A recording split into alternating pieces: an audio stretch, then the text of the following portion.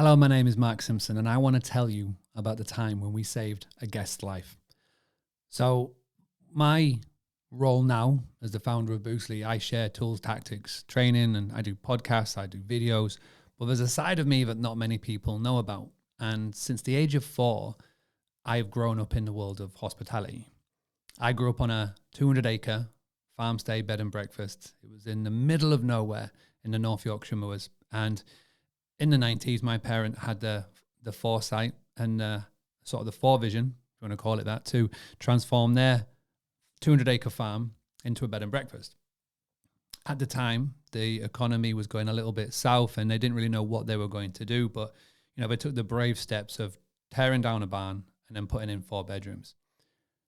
This is before the age of social media. This is before the age of OTAs, and they literally relied on word of mouth and newspaper advertising with a little scattering of magazine advertising here and there. Thankfully, it was really busy, really popular, and a couple of years later, they tore down another barn, added on another 10 to make it 14, and then they opened the tea rooms. Very quickly, it started to get very popular, not only with local tourists or travelers, but also as well people from around the world and, all over the place. We used to attract young and the old, families, people traveling solo, people with their dogs. You know, we you name it, we've had all types of guests over the years. Me, myself, my personal journey in the age of 20, in 2002, I embarked on a 6-year coaching soccer around America adventure to come back to the family business in 2012 with my wife and my eldest, Alfie. It was during the time from 2012 to 2016 where we really got stuck involved with the business. By then, my parents had had it for about 25 years and they were looking to retire. Me and my wife, we took the business online. We took that offline word of mouth, we put it online, and we started to get more and more people discovering us. We started to do weddings, we started to do events, you name it, we were growing. There was never a day from June to September that I remember taking a day off. They were our busiest times, and we would be up early in the morning, would go to bed late at night. We hadn't developed outsourcing. We tried to do it all ourselves. We were these stubborn Yorkshire farmers who were trying to do everything ourselves.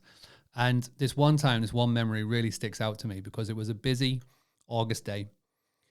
We were very busy in the tea rooms. We had a full check-in and check-out.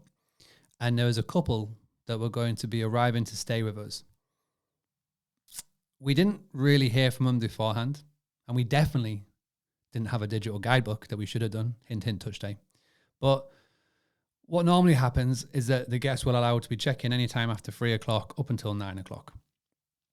And about 3 o'clock, which is our peak time in the day, because the tea rooms are busy, people are coming up for food and lunch. It's the summer holidays, so we've got well over 100 people flying in here and there, maybe even more. Got a full staff rota on. People are running around, kitchen's busy. We got a phone call. Now, normally, I reject the phone call because we're busy. But for some reason, we picked it up. I believe it was my mum who picked it up first and then passed it to me because she was busy in the kitchen. She was like, you deal with it. And it was the hospital. And the conversation was really confusing because they had a couple, and I won't say their name, but the couple had an accident. And this couple were elderly. This couple hadn't really known what was going on, and for some reason had found themselves crashed. The car was a write-off, memory loss, and they were shaken. Now, unfortunately, they had a really old cell phone on them. It was like those Nokia, 3310s, and they only had their daughter's numbers in there, but they hadn't stored their daughter's number by their name, which is important for the story. All they had on them was a printout of their email confirmation. And the email confirmation for their stay said the granary. People at the hospital knew who we were. They called us. The cars are right off. They don't know where any family are. And they said, are you going to come pick them up? Now, this is the middle of our busy day. Nobody to go to. And this really sums up hospitality. And this is the aha moment that I want to share everybody to you. This industry, this business, whether you call it short-term rentals, whether you call it hospitality, whether you call it vacation rentals, whatever you want to call it, the core of it is hospitality, to be hospitable. And this industry lives and dies off the people that are working in it. And if you bring it down to the basics of being hospitable and being a nice human, then good karma will come back. Now, we could have quite easily said, listen, we're really sorry. We are so busy here. We've got no spare staff. People are coming in and going, we can't go get them. Can they just get a taxi? Now, they didn't have any money. They didn't know what to do. They're pretty shaken up. They just wanted to get into warmth and into a bed and relax. So we did what we had to do, and we went to go pick them up. We dragged my dad, who was also doing haylage at the time. He was a busy farmer. So he stopped doing that. He went to go get them. Brought them back. We put them into the room. We let them have a little rest. And then we began the process of trying to find their family, because we felt that their family needed to know. They were due to stay with us for a night, but obviously they weren't going anywhere because their car's a wreck. The husband and the wife combination were pretty badly shaken. There was no actual physical damage. It's more the shaken, as in memory loss. They didn't know where they were, who they were. They had a cup of tea. They calmed down a little bit, and we began the process of trying to find their family. Now, bearing in mind, they had 2 daughters. Bearing in mind that the daughters' numbers were not saved in the phone. They had no Rolodex, Black Book, whatever you want to call it. And we even asked them what their daughters' names are, and they couldn't remember. This is how badly, I don't know if you've ever been into an accident, but when you are in an accident, everything goes, and your memory goes and everything. And like I say, they were just a bit shook up. Now, we had to find them. We needed to find them. It was important that we found who they were. So again, bearing in mind, this is a really busy day. Luckily, about 5 o'clock, the tea rooms had started to slow down. We're about to get ready for evening meal. It was a full restaurant. And as well, it's not like it was just me and Laura. We had 2 boys at the time, so we had a family to feed and whatnot. What we did was we took the phone and we started to call. And all the information that we had was that he had 2 daughters. One lived in the central of the country, I'm not going to say where, and one lived down south. The person who lived down south, the daughter who lived down south, all we knew is that she worked in a garden centre. Now, when my granddad was alive, he used to be a police officer, a detective. I absolutely fascinated by it. I always wanted to be a detective. I always wanted to be a police officer growing up. And I literally had the opportunity now to become Mr. Mark Detective. So we started calling. We started asking questions. Through some divine miracle, through a text message, we were able to decipher one of the daughters.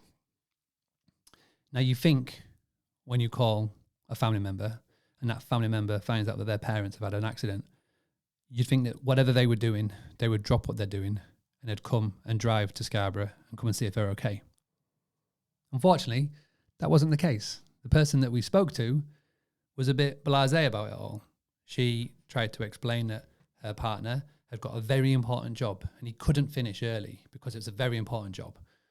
We later discovered that very important job was a security guard. Now, not to dismiss security guards, I know you've got a very important role, but it's not like you're working for the government.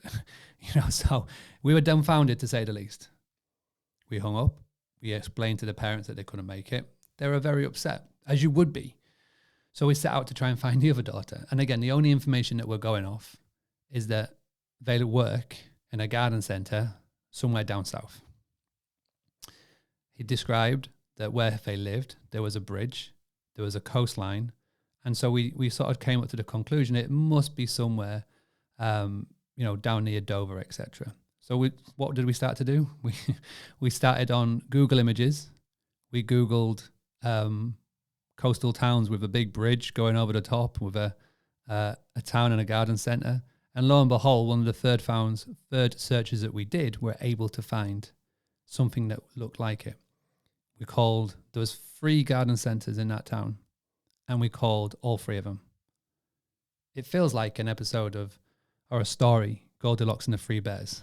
The first one was not right. The second one was not right. The third one was delicious. Well, the third one was the garden centre, and we called her up, and it was a really awkward conversation because we had found out from the sister that the other sister was called X. I'm not going to say what her name. Let's just make up a name. Let's call her Kelly. So we spoke to Kelly. We explained what happened. We explained that their sister couldn't make it. And she very quickly thanked us and hung up the phone. We gave her our number. Within 5 minutes, there's a call. It was a sister. It turns out the other sister had called and, let's just say very politely, told her to get up as soon as possible. So we were full. We had no space. So what did we do? Hospitable. We made room. We moved things around. We made it happen. We had 3 holiday cottages. One of the holiday cottages was empty, was vacant. We put one of our guests in the holiday cottage and we made room for their daughter to be able to come up. The daughter arrived at 9 o'clock at night, showed them to the parents, and then we let them go. The next day, they checked out. The next day, they went back home. And for a few weeks, we didn't hear back from them.